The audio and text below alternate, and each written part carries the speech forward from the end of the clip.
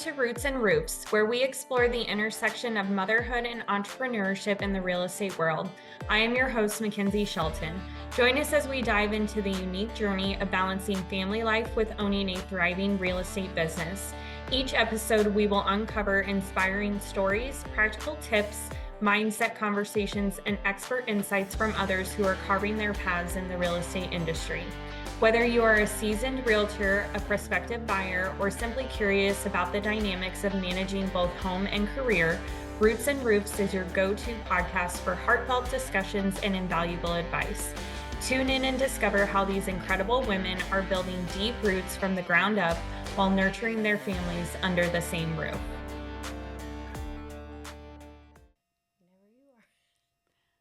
Hi, everybody. Welcome back to Roots and Roofs. I have a really awesome guest with me today, Kelsie Rollins, and I'm going to just let you have a couple minutes and introduce yourself to everybody. Awesome. Thank you. And thanks for having me. This is super exciting and this place is super cool. So my name is Kelsie Rollins. I live in Underwood, Iowa, and I own Sprout Marketing Solutions, which is a marketing agency that focuses on basically anything you need as a business owner to be successful when it comes to marketing and developing custom plans and strategies that fit your needs in the way that you want to grow.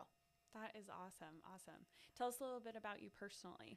Yes, I am a mom. I have two wonderful kiddos. I have an amazing husband at home, a very supportive group behind me. In my free time, I don't know what that word means. So I pretty much, I work a lot.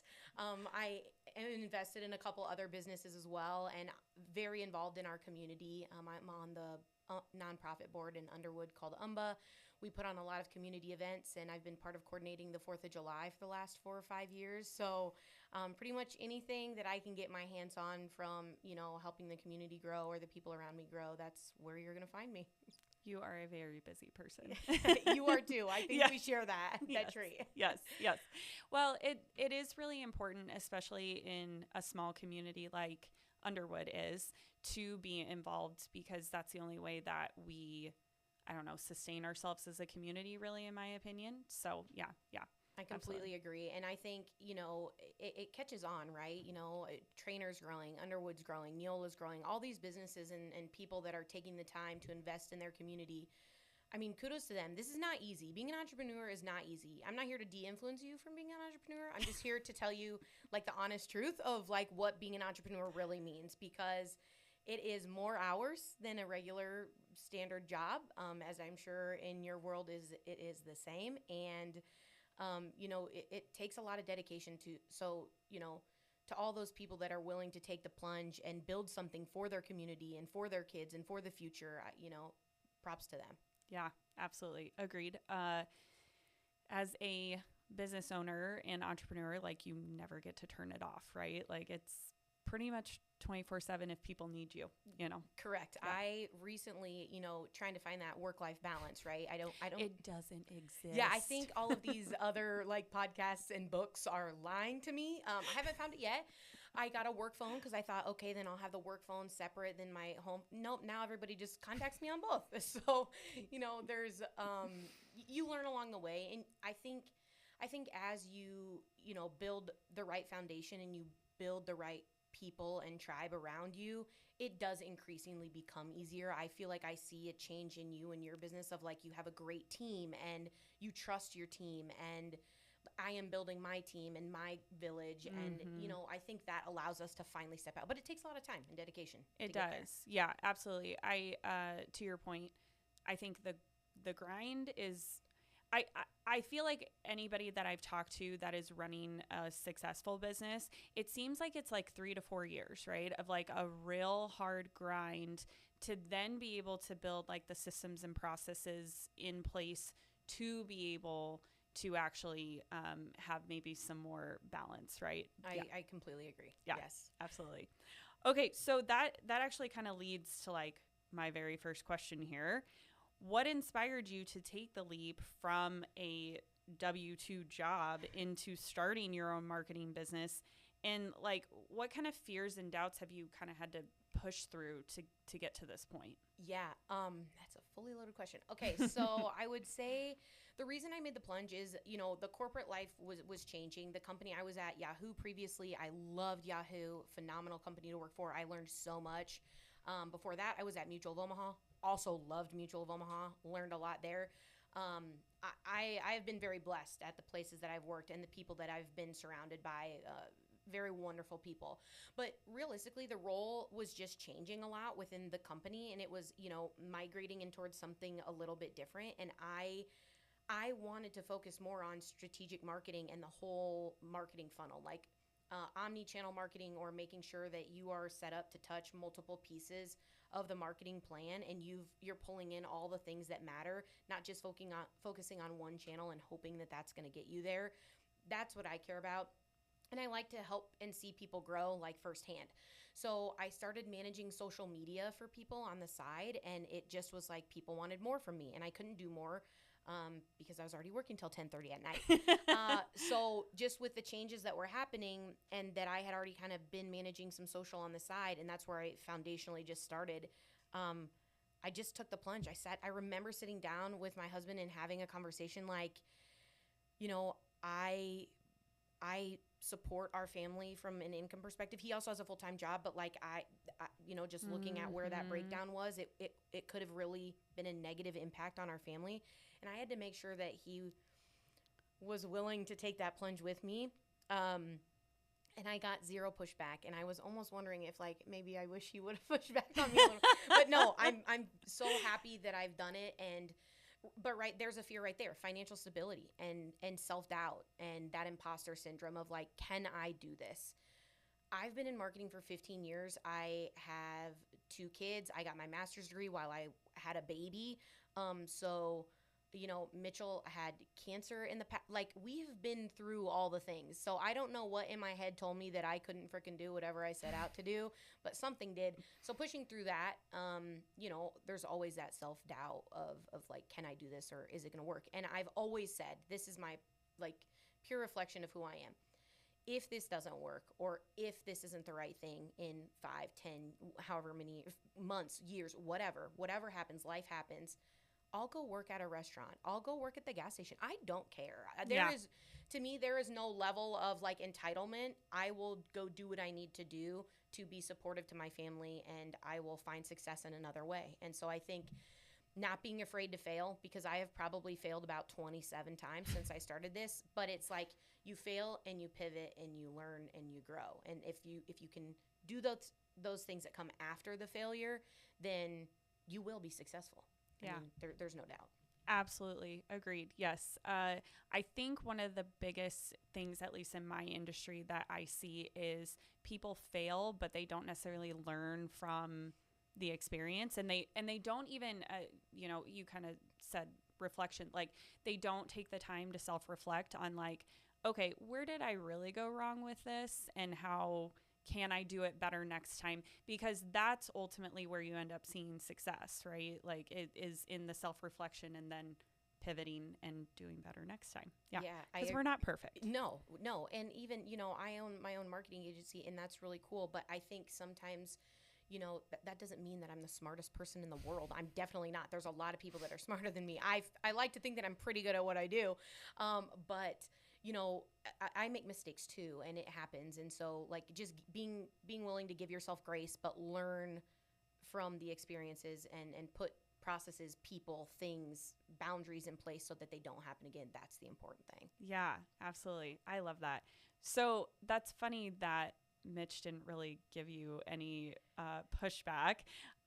I literally just pitched an idea to Jack about something that I want, new adventure that I want to go on. And he was like, yep, let's do it. And I was like, do you not have any questions for me about this? Like, I love that they're so supportive, but it's also kind of like terrifying, right? It's like, if you think you can do this, I believe in you. And almost having someone who you trust to that level and care about at that level and respect at that level tell you that they believe in you and go get it, that is almost scarier. Yeah, right. Like, okay, well. How do you believe in me more than I believe in myself, right? Correct. So no, but thankfully he did, and, here we are. Yeah, that is so awesome. I love that. Okay, so looking back to when you first launched, what were some of the biggest challenges that you faced, and how did you kind of get past them? Yeah, I think from like a client perspective, it was, I'm working with people to do certain things that will help their business grow, but I see everything. I see every process that needs to be improved. I see everything that we need to change in order to be successful. But realistically, I'm only focusing on these core things. It was very hard for me, and I did this multiple times, not to get sucked in and go beyond what I was kind of supposed to be doing, because I knew that that would help make them successful, right? I want everybody to succeed, and sometimes that goes a lot beyond marketing, and I have a lot of business expertise as well. So it kind of transformed into where I was doing more than I was supposed to be doing, which is a weird thing to like, but I was trying to prove myself. It was, I want these people to love me and see the financial success and see growth and be proud. And I was proving myself. And I think that's okay starting out. But if you do not realize really quickly that you are over delivering on what the commitment is consistently, you're going to burn out. And I think that is where I was headed. And so it was going back and looking at contracts, going back and looking at what things that I've done for these 28 to 50 people that I've worked with now, like, resulted in success as quickly as possible for the client, and kind of building things now around what I have seen that drives the most success the quickest. Mm-hmm. And then if they want to, once they see that return on investment, if they want to add on more things or have me do more, great. Proof of concept is done. You've seen the success. You see we can do it for you. And now let's, continue to grow together. Sure. I love that. Yeah, it is really hard when you're first starting out to not, I wouldn't say I'm a people pleaser, but you want people to be happy with your service so that you get referrals and and just have them sing your praises, right? Because that's how you grow your business. Right. But yeah, burnout is right on the other corner of that, right? Yeah, there's like that fine line of like always being willing to do one extra thing. Mm-hmm. I think that's almost my motto, is like, be willing to always do one extra thing. Like, sure, whether you're contracted to do it or not, or be willing to do one extra thing. But that's the one extra thing, right? It makes a difference to do that one extra thing. It could be a big company changing thing to do that one extra thing. But be careful, don't go too far beyond the one extra thing, because then you are going to experience that like overload. Yeah. And I don't think a lot of people don't do this intentionally, but we just as people tend to take and take and take. And if you're going to keep giving, that's what's on the other side of that. Correct. And nobody does it with like ill intent. It is just, if you present that you're available 24/7, well, now, Kelsie, you've set that precedent that you're going to text people back at 10:30 at night, and that's on you. It's also on, I love what I do. So sometimes for me, and I have ADD, so sometimes for me, it's very hard to turn it off. I love thinking about business. I love thinking about marketing. I love talking about marketing. You can ask probably 80% of the clients I work with. I will just shoot them a random idea or something. I love what I do, but again, that balance is really, really important. And so I'm trying to find that. I'm still working on that. Yeah. Especially when you have little kids, right? I know it's very easy in my profession because a lot of times people are not texting or calling me during the day because they're working, right? So it's evenings and weekends and the time that technically my family is home with me, right? So I've had to find this balance as well. I've actually talked about this on the podcast. I have my voicemail set up to say that from 4 to 6:30 every day, I am unavailable because that's when my kids get home from school and that's when I'm making dinner, right? And all these things. And I was terrified to do that when I did that 5 years ago, or over 5 years ago now. But it was like the best thing that I ever did because I would say the majority of my clients have been very respectful of that, right? And they'll just say, "Oh, I know you're with your family right now." Now it's not even like I used to say like I have other appointments, or whatever. People are just like, "Oh, I know you're with your family. Just call me later." It's no big deal. I agree. And most people, once you set that precedent, are super respectful of it. It's really, we are our own worst critics and the ones that are causing the most of the problems. So, yes. and that's really cool that you have, you've done that. And I think it's just like setting up those tools, and there's plenty of things out there. AI, I mean, come on, it can basically do a lot of things for you. So, if you find the right tools and you train it right, it can do a lot of things to help with mitigating those things. And a lot of times it's just a text back of, hey, heard, got your message. I'll get back to you tomorrow. Yes. And nothing in marketing is ever really an emergency. Right. In a lot of businesses, there aren't a lot of things that are ever an emergency. So it's like learning how to mitigate your response so that when there is something more serious and you can escalate it, the whole team knows that it is serious and we need to escalate. And then there's those other thing that's like, okay, nope, we got the task in. Let's set a deadline. Let's communicate clearly to the client when it's going to be accomplished and make sure we hit that deadline. And there we go. Yep. Absolutely. Agreed. Okay. So let's kind of talk about small town Underwood and really the surrounding communities, because I know you're supporting a lot of different businesses. But how has building a business in a small town like Underwood kind of shaped the way you market and connect with people? Because I have a feeling it's a lot different than if you were mostly doing business in Omaha or Houston, Texas, or something like that. It is very, very different. And I would say one thing that makes me unique as a marketing agency is when I started out marketing, I won't take a competitor within 60 miles. I do not condone competition in a negative light. Competition to some extent is good because it keeps you on your toes. It's good to be aware of what other people around you are doing. But I am collaboration all the way. How can you work with your neighbor to create an effective marketing campaign that is now going to reach double the audience? How can you collaborate with so-and-so to do? There's so many ways that you can work together, even if there are some similarities in the business model that could be huge, right? Rather than focusing on the competition, I like to focus on the collaboration. So that's kind of what I push into every community and every person I work with is like, hey, have you thought about doing a collab with this person or this person? And a lot of clients, the immediate feedback I get is, oh, I really like that. Good. Partially, I think, because they don't want to share me. But the other part, because I think they don't want to create unnecessary competition either, right? And I'm not going to split my ideas. You get one. Now, as I continue to grow, and I hope to be, in the next 3 to 5 more well-known in the Midwest as a whole, I am going to get more businesses of certain, and there's an intrinsic benefit to that to all my local clients as well, that, okay, now Kelsey's worked with, 5, 10 estheticians in the 4 or 5 different states, and she's learned what works and what doesn't. So there's that fine line. There's those people that really just, they don't want any like competition. And then there's the group that's like, they want to find the expert in the room. So I think that's why I created this. And especially locally, it's important to me to I want to create a positive ecosystem of support for each other and each other's businesses. And that's why I kind of put that rule in place. I love that. Yeah, I think as a real estate agent who has sold a lot of houses all over Southwest Iowa, it is very interesting to see the difference between communities. And I think probably the number one thing that I see that determines maybe the culture atmosphere of that community is, are people helpful, collaborative, willing to see other people succeed, alongside someone else, right? Like to healthy competition, to your point. And I can think of a couple communities off the top of my head that are not really behaving in that way. And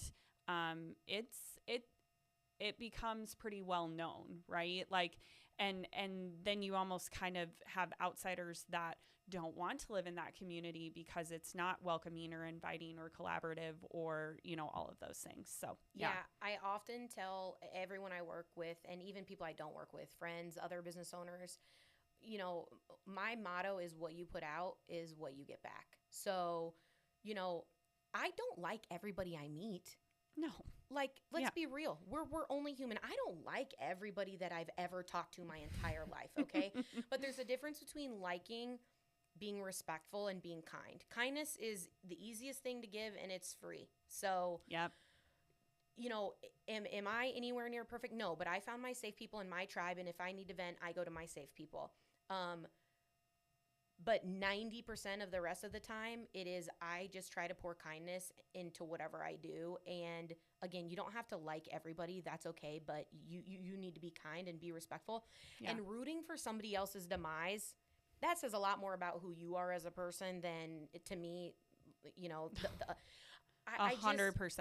Yes. we could be spending this negative energy and time into building each other up instead of tearing each other down. And imagine how far we would be if we did that. Yes. I mean, absolutely. and Absolutely. It is hard in a small community because a lot of people have the same dreams, ideas, and aspirations. And so there is a little bit of difficulty that comes into play there, and probably a little bit of, you know, heartburn when that happens. There's a lot of realtors in the world. Your neighbor's probably a realtor, for cripe's sake. I feel like there's just so many. But the average person, I think, knows like 4 or 5 realtors, okay, right? Exactly. So my point, but there is plenty to go around. There's how many people in the world, you know, somebody can come and duplicate your business, but they can't replicate you. Someone else could come in Underwood and start a marketing agency. Somebody has, who I've worked with, went and started a marketing, you know, it happens. But my experiences and what I bring to the table and how I operate and how I do things is going to be different. Not every client's going to be my client. They might be that person's client, and that's okay. Yes. That's okay. Yes. We're taught in real estate to, or I should say, I have been taught, and the former company that I worked for was really good about teaching an abundance mindset, right? Like there's plenty to go around, Yes. right? And to your point, every time one of my team members does not get a client for whatever reason, like there's, you know, numerous reasons for it, I'm like, that person was not meant for you for a reason, right? You that was not going to be a good experience for you. God did not give that to you for a reason, right? And you may never know that reason, but there is one, I promise you. Yeah, I just think staying focused on you, the minute you look over the fence at what the neighbors have and what the neighbors doing and what they're posting on their social media and what they have that you don't have, is the minute you lose sight of what you have, what you've built, all the positive that surrounds you, and now you're spending time and energy away from what you should be. And so I think realistically, in working with all these small businesses in local towns, is just try to lift each other up as much as you can. And I know that's not always easy, but if you can do that, everyone's going to win. Yeah. If you all can get on the same page and try to push each other forward, everyone will win. The town will win. The community will rally to support you. And, you know, just a message to the communities too. These people they're rolling the dice to do these things in small towns. So the best thing you can do, whether you like that person or not, is support their business. If they're inherently good people, please support their business. Seriously. You don't have to like someone necessarily to support their business. They're investing in your community and you to grow. You know, support those people. Support the people that support your community. I agree 100%. You know, I've lived in, you know, small town Iowa long enough to see businesses come and go, right? And it's like, the funny thing is, the few times that I feel like I've seen them fail, then you hear people say like, oh, you know, it's so sad that it didn't work out and stuff like that. And it's like, but were you supporting it, right? Were you going in there? Were you making sure to, you know, I'm just thinking of a business in Eula. Were you going in and eating breakfast there and buying coffee and, you know, just different things like that, right? It's like, I kind of feel like you shouldn't really have an opinion about it if you weren't actively helping, you know, keep that business afloat, right? People love giving their opinions about things, like even the 4th of July. And when we do that, I love it. But it's like, hey, I'll take any and all opinions, but if you want to step up and volunteer, that would be even better. We had to do that with Junkwood, right? Yes, like we just had to be like, either help out or shut up. Or, sorry. Yeah, like, I know. There comes a point where you have to do that. But yeah. No, I agree. And, you know, I'll use the coffee shop as an example since you brought it up, just like holistically. I'm not, as a marketing agency, as a coffee shop, as a boutique, we're not competing against other small businesses. We're trying to steal from the Starbucks. Yes. We're trying to steal from Target. When we say competition, those are our competitors. If you can steal 1% of market share from Target in Council Bluffs, guess how much more money you're going to have? A whole lot of money, because that's a big chunk of the pie. Yes. So worrying about like intrinsically like small businesses like competing against each other, it's I don't feel it's necessary. Like if you want to compete against someone, steal from those businesses. That's who we're trying to like bring back to the small town, bring back to the mom and pop who cares about your purchase. Like the people who reinvest money that you spend with them back into the community. That's why you shop small. That's why you do what you do. Yep. Agreed. 100%. I love that. Okay. So to kind of continue on about, we'll just say small towns. So you've ended up partnering with other women to open businesses in Underwood. I'm just curious, like, what has that experience been like? You can talk about the good, the bad, like, whatever it is. And like, why do you think that collaboration has been so important, not only in the community, but just for, I don't know, women in general, right, in the community? Yeah, I partnered with 2 other female business owners that also own other businesses. And I have learned more in that business partnership than I've probably learned in a lot of other things that I've done, mostly about myself. Like, I think being willing to step back and say, okay, what do I bring to the table? What do I do well?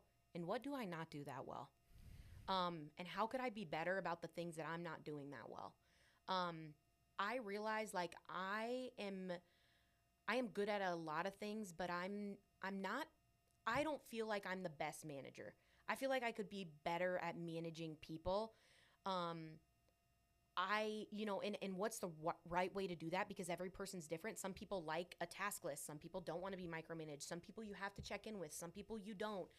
And where do my strengths shine, and how can I contribute to the business and the partnership in the best way possible? And also just transparency and communication. It's like a marriage. If you cannot, you cannot sit down and hash it out and communicate, you're not going to get very far. And I think just finding the most transparent but kind way to say what you need to say, right? Everyone still has feelings. I would say in our business partnership, we've hurt each other's feelings. Mm-hmm. We're also women, and I think sometimes that intrinsically comes along with it. But it does, yeah. One thing that I have, like, in if you pass my business partners on the street, you can ask them this, that I have taught is that we will discuss everything. We will not let things go. There is, you get a 24-hour period with me.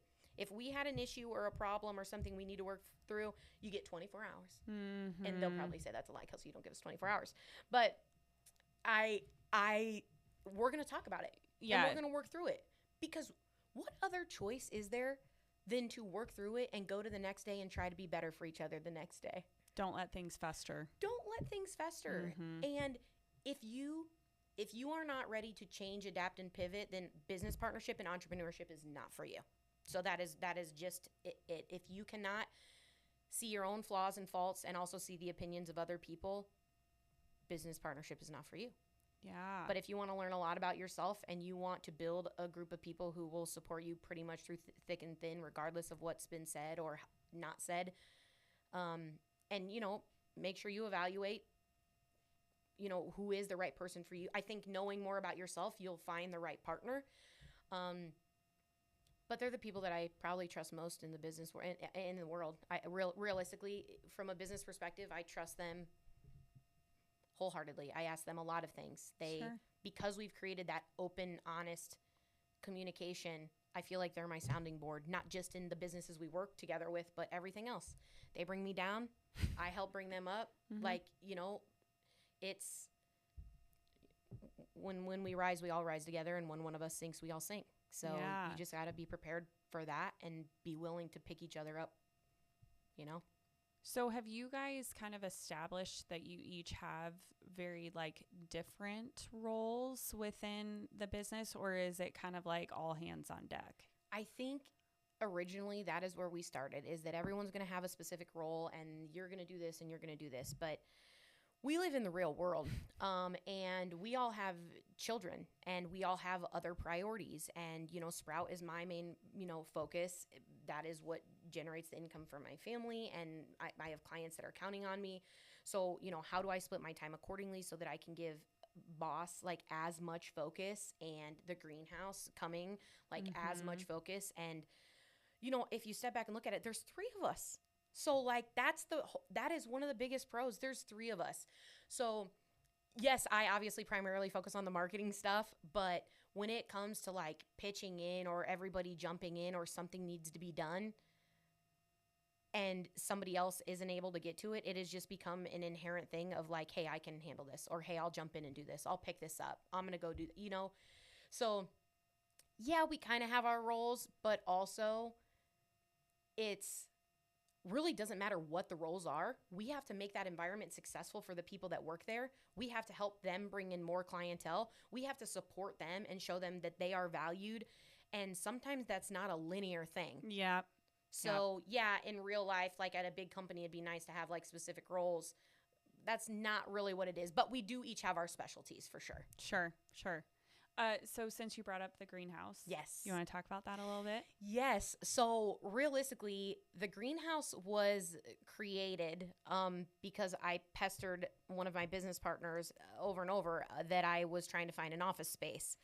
And you'd have to have her on the podcast to ask why she decided to do this, but she came up with this idea of a grain bin and an office space built out of a grain bin. Well, we started having those conversations, and me, again, with my business hat on, is like, how do I eliminate overhead for the business? Having an office and a brick and mortar is one of the biggest overheads of any business, right? Sprout, luckily, has not had that, so I've been able to keep my pricing accordingly, right? And I would like to keep it that way. So how can I eliminate overhead over here? But I still need to stop working in my basement. It's boring down there, and I need some like light and interaction. So it kind of just started there. And then I was like, okay, well, I'm very big at putting on community events and collaborations and client collabs and those things. How do I do that? Well, now I'll have a space to do that. Oh, well, one of my photographers wants a place to pop up and do brand photography. So then it kind of started turning into like this micro event space, right? And it's just kind of growing from there. Then people are asking me for more things, and I want to host classes and do all these things. And it's okay. Now I have my own space. What I am building with community and collaboration at the greenhouse, it is not Sprout, but it is adjacent to, and that is what my brand stands for. Sure. Community, collaboration, idea sharing, open, honest, fun conversations, learning. It really is a reflection of everything that my brand is. And so I'm really excited to get to share that with everybody else now. Yeah, I love that so much. Thank you. I'm sure I'll rent it at some point. I hope so. For Please, something, right? Yeah, anytime. Yeah. No, it's been really cool to like see the construction and Jody working on it, and it's really fun. It's cool to see. To your point, you were like, how did she come up with the idea for a grain bin? Like, it's cool to see how her brain works compared to like your brain, and like it is really fun to like watch that from the outside, like you guys kind of like collaborating on some of that stuff. So yeah, it's really fun. She asks me a lot of questions along the way, and I always look at her and laugh because I'm like, this is you, bud. You are the expert here. Everything she has done is so thoughtful and beautiful, and like through Rustic Woods and her business and what she's been building there, I am in awe. I literally know that when it is done and I walk in there, it's just going to be like a whole bag of emotions. Like what she has put into that space to create something where I can continue to deliver on my brand and what I promise people is nothing short of amazing. And I'm very, very grateful. That is so cool. So to your point, sorry, what you were just saying earlier, it is so interesting to see that small towns kind of tend to go through cycles, right? I've also noticed this, selling houses in many, many locations.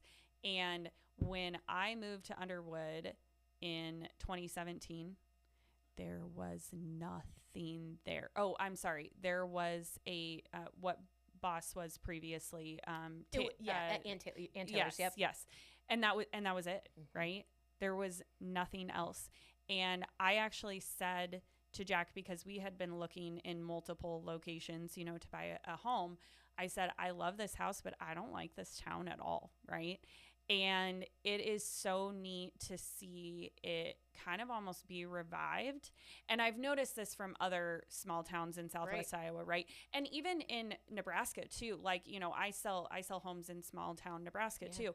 And it's like, to see basically an entire group of people that are not all like working together, right? Kind of basically like revive a town is super neat. And I think we're just getting started. I agree. And it's contagious. That's what's happening. Mm-hmm. Everyone's like, oh, so-and-so can do it. I can do it. Absolutely. You can do it. Yeah. If you're willing to put in the time and the effort, and it is not a 9 to 5, it's a 9 to 9. But if you can take that leap, and you want to try something and invest in your community, what's it hurt to try you could do anything for a year, they say. Yeah. Try it.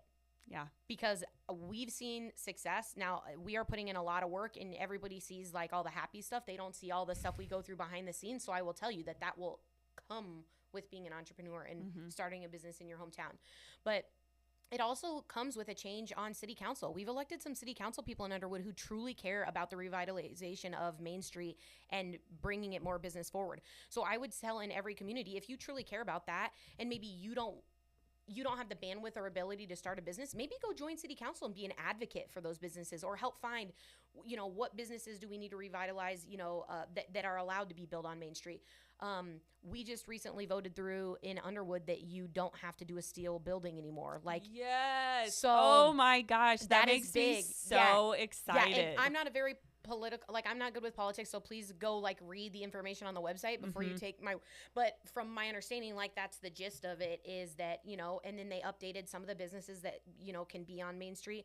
So the council and the city is really driving a driving force behind the success. If you have the support of the city and your council, and growth and change takes time, and communicate and getting people on board takes time. So it's not going to be like overnight. But, you know, once one of these towns does it, it's like, oh, well, Trainer's done this, so we can probably do that. Or they maybe say, well, they've done this, or Neola did this, so we could do that. So it's everybody playing off of each other, and just that like excitement, and it's just catching fire in a good way, and it's great to see. I love it. I love that so much. Seriously, I knew after poor Josh had to go through everything that he has gone through, and I've gotten to talk to him, you know, kind of at length about it.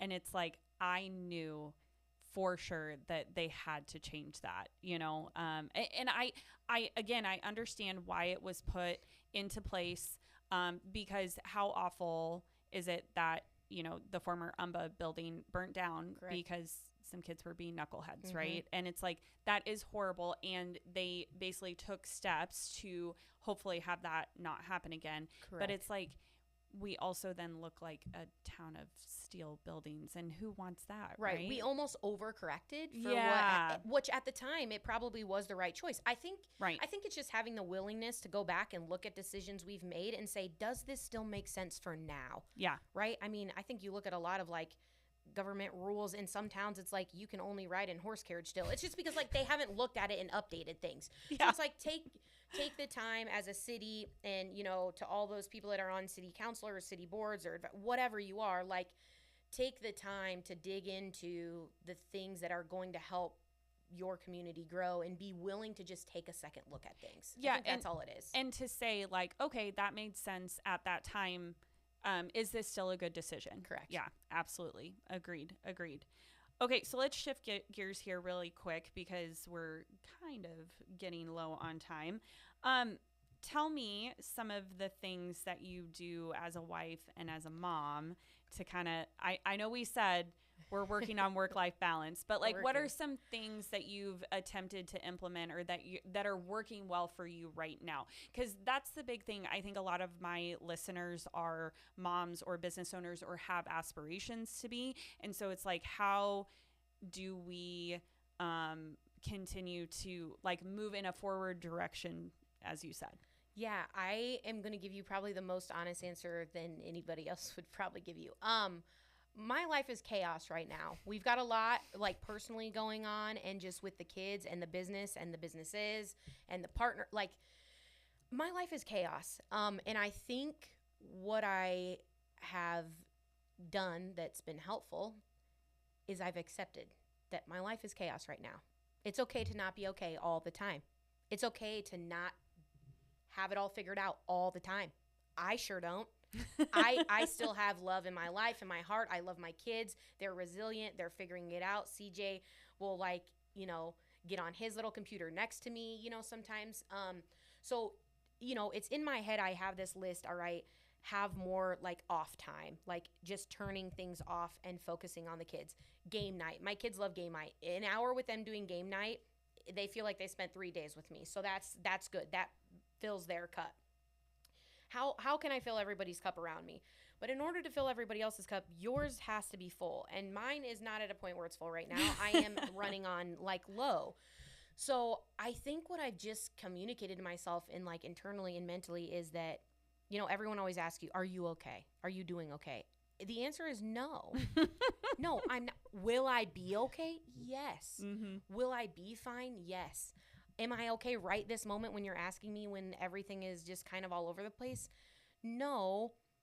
But I think the minute you accept that and you realize that like you're going to go through the ups and the downs, like just that self-realization, you start building then a plan to like fill your cup. And what is going to, like, what time do I need to invest in myself? It's not just about making sure everybody else is squared away and happy.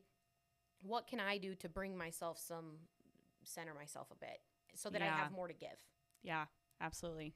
So I'm always talking to my team members about this because I do have some single moms on my team. And so not only are you, a real estate agent working full time, you are also a mom, and you really you have support, but a lot of the times you're doing all of this stuff by yourself. Right. And I am constantly trying to help them either implement or do things a little different.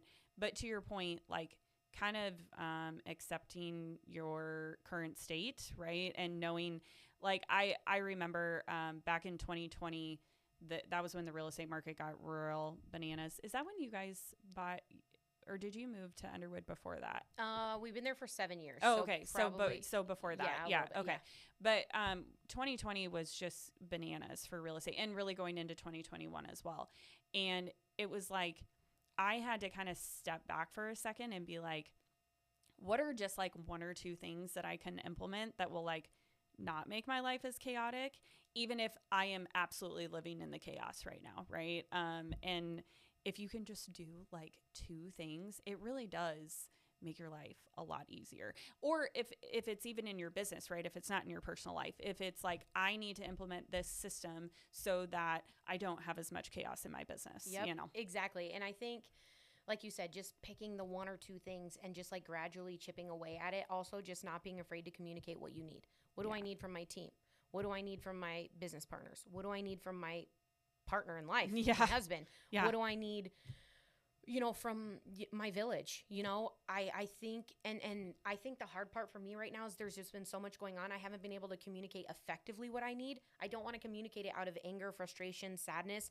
I want to communicate it from a place of like, I've sat down, I've thoughtfully gone through what I need from each of these people in order for us to all win and be successful. And so that's kind of where I'm at right now. It's just like, here's where I'm at. I'm accepting where I'm at. And now what am I going to do about it? I'm going to take some time to figure out what I need from each of these people that will help me be successful, our clients be successful, my family be successful, but in turn will result in them being successful as well. Yeah, absolutely. Jack and I actually just had to do this last night because I was apparently like losing my mind and very, it's like if I have too much going on and have not prioritized things, it's like my brain like short circuits, right? Yes. And I almost get like very irritated and frustrated. And I was like getting irritated and frustrated with my family, with, people on my team. And I was like, okay, I have to stop this, right? So we actually sat down last night and I was like, okay, we have to prioritize all of these things that we have going on, because he is my business partner in some of the other businesses that we have, right? And it was like, literally just doing that one thing. Like we didn't actually do anything, right? Like I haven't taken the steps to actually, but just writing it out Felt good. felt so Yeah. good. Like I woke up this morning and I was like, okay, I can like breathe a little bit more. It's interesting because like in business, to have like team meetings and meetings to have success. Okay, so if we know that, then why don't we do the same thing for our family? Yes. Sunday meeting. So we what do Mitchell that and too. I are trying to do is like I communicated to him like I want to have a Sunday meeting where we talk about what's coming up in the week, and also if it's not on my calendar, it doesn't exist to me. Yes. Even my friends, if you need me, I am sorry that I am at this point in my life, but put time on my calendar. Mm-hmm. I will give you that time, but it's got to be on my calendar. Again, with like having ADD and also trying to run a business and a family, it's very difficult, and I have to have like time blocked out to do things. If it's like literally brush my teeth, I have to black out. That seems like a very severe example, but that's what I need it to be right now. Yeah. Nope, I'm right there with you. I went for years like having to literally block all of that off. Yep. Literally, I had on my calendar, wake up. Yeah. Like it was like very clearly like blocked out. Yes. And actually, Jack and I meet every Sunday and say like, what do you need from me this week? Yep. What do I need from you? Where where is it normally if I'm the one taking Tessa to school, do I need help with that? All of those sorts of things, right? And that has been an absolute game changer for us being able to even just very simply communicate with each other, right? In a space before it's chaotic and before you're stressed. Yeah, I and love before that. you're yelling at that person because they didn't do yeah. somebody forgot to pick up the kid from school. Hasn't happened yet, but No. I'm sure it could. Well, that has happened to us before. Okay, So okay, yeah. good. All right. Oh, okay. So one last question for you Yeah. here. What is like your biggest lesson that you've learned as a business owner that you either wish you could have learned sooner or that has been so impactful that you feel like you need to share it? Oh, that is a tough one.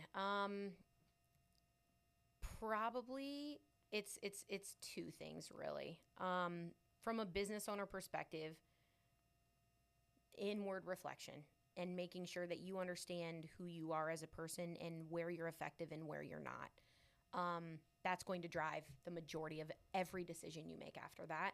Who your team members need to be, how you're going to operate, where you're great, where you lack. So that taking time to reflect on what you're good at and what you're not, and then finding the people that are good at the things you're not good at and building a strong team. And if you can't build out a team, there are other ways. There are other tools and things and softwares. Like, there's other ways to kind of accomplish that. So I would say that's a big part. And the other part of that is just probably getting used to change. If you don't like change and you want to be an entrepreneur, I don't know that I would recommend this for you. You have to be able to adapt. I probably change our business plan or a procedure or a process every single day. If it is not working, I am going to fix it. Mm-hmm. And if that doesn't work, then I'll fix it again. For our clients, we're trying to implement a client dashboard where they can see all their files and everything. It'll be like their own Sprout dashboard of like, here's where your reports are. Here's what it's okay. My clients need more access to their things when they want it. How do I accomplish that? So I think I love that. Realistically, yeah, there's nothing like super profound.